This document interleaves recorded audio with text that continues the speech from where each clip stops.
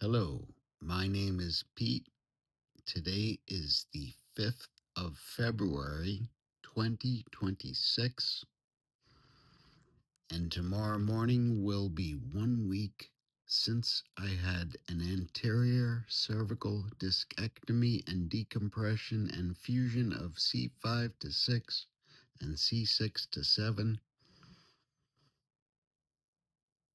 a surgery that I've waited over a year to have for a couple of reasons. The reasons why I have the myelopathy and dysautonomia that I do suffer with now to such an extreme, having had a traumatic brain injury and multiple herniations of my cervical spine, all on the same day on 17 September 2024, the day I was sucker punched by a defendant in the hospital where I worked as a nursing supervisor in my 25th year as a nurse at South Beach Psychiatric Center with the New York State Office of Mental Health, and in my 38th year as the registered professional nurse in New York State. That day, 17 September 2024, was the day my career ended, my ego died, and most of my memories and identity also died. A lot of me never made it off the fourth floor of that new hospital building. What has remained and what defines me now, 16 months after surviving an otherwise fatal traumatic brain injury, requiring 14 days on a ventilator in a medically induced coma with pneumonia and all sorts of issues, that there is a reason medical statistics don't speak for me, because statistically, with all of my injuries and high risks for everything, it doesn't speak for me being here now and recording this, being aware and awake and having the insight to not just blurt things out, to understand there are different things for different people. Yet I am almost completely time blind with extremes of executive functioning problems beyond what I could ever have imagined.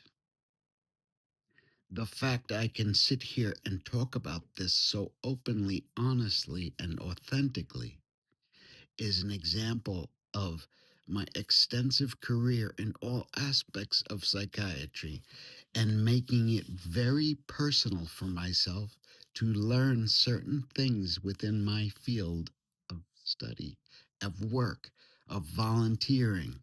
Everything I did in my life had something to do with people that suffer from and have to live with the invisible syndrome, the invisible illness of any type of a brain disorder in the form of serious chronic mental illness, or whatever it may manifest as, however it affects a person to have any sort of brain injury, medically induced, traumatically induced, regardless.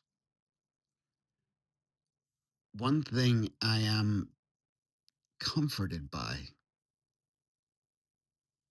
is the fact that my entire career and volunteer life was so very focused on those who had illnesses that the average person had no idea about, that people would assume others are lazy or just not motivated or just don't care. And I knew mental illness for some means being imprisoned in a prison of terror, of guilt and shame and horrors and fears. So I have always known the strongest of us are often viewed as the laziest or the weakest. I see things much differently, especially now, after surviving an otherwise fatal traumatic brain injury. I see it for what it is, that the strongest of us are the ones who must live with an invisible syndrome somehow affecting their brain that most people will never know how absolutely brutal and horrifying it can be.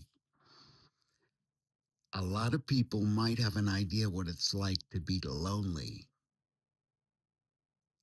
Times that by a billion, and the loneliness exceeds anything I have ever imagined.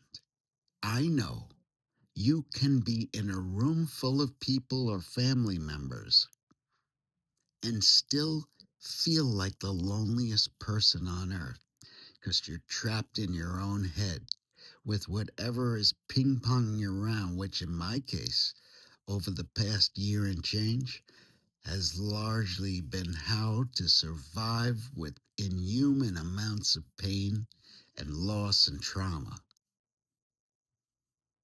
I've been caught up in that survival mode for many months, stopping and thinking as a clinician. It doesn't make sense to me. Nothing makes sense. How I'm even alive now, clinically, doesn't make sense. But to find a way forward requires me to have the compassionate medical and surgical care I require. That alone has been such a challenge. I have almost died in my search for surgery to have an ACDF done just about a week ago. I have made 100 videos and practically written a book already about my dreams to have this fusion surgery.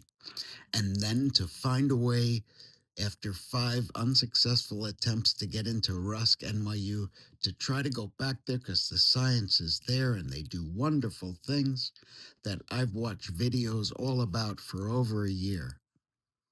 Hope is there. I just have to find a way to get myself into that program full time, to get vestibular rehabilitation, everything else that I have studied so obsessively. I believe in it, and hope must be there for me and for everyone else. I hope others who need care can get into Rusk. Knowing that I tried 5 times unsuccessfully, they didn't have records. Man says he was hit on the head at work. No, man was in a coma with brain injury. No records. Must be looking for opiates and painkillers. This is the world we live in now. Everyone is terrified. We are reacting to things that should have been reacted to a long time ago. The horse is out of the barn. For me, I need to just do more than just to survive. I've been in survival mode for so long, it is tedious and tiring. I want to live honestly, authentically, not doing anything different than what I'm doing now. I can speak, not well. I have trouble with word finding, and I was meticulous and obsessive about how I spoke and recorded podcasts and all those things in the past. I can say basic things, my cadence and flow, I don't care. As long as I can speak or send any type of message, I'm here and I will work with what I've got. I have gratitude for being here, for being awake, alert, and not having frontal lobe damage that prevents me from at least recognizing my family member and being impulsive. I have gratitude that I am not out of control or impulsive.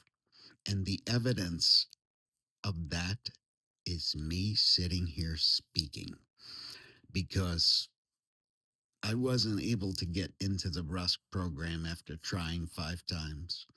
So obviously, I'm not in a CBT or a DBT program there.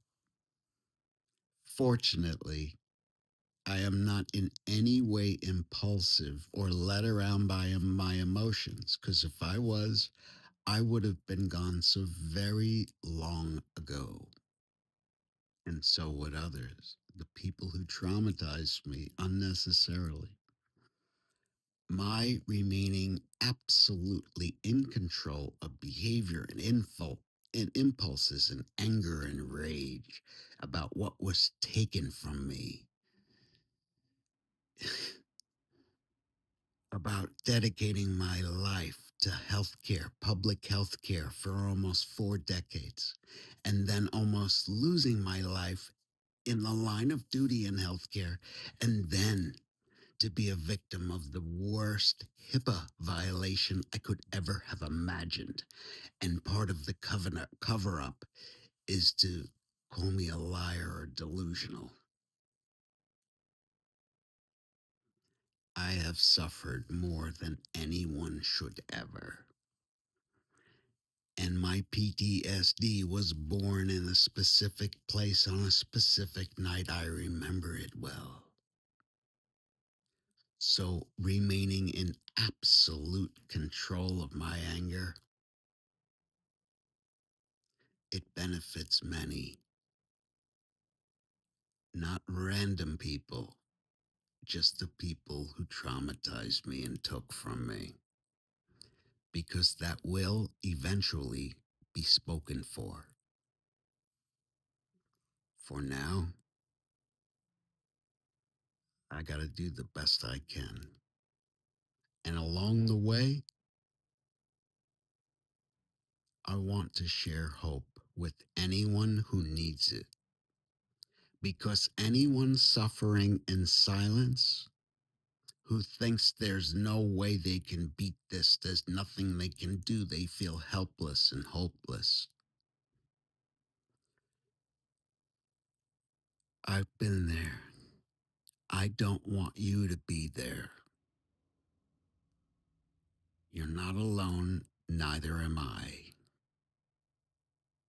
There has to be a way.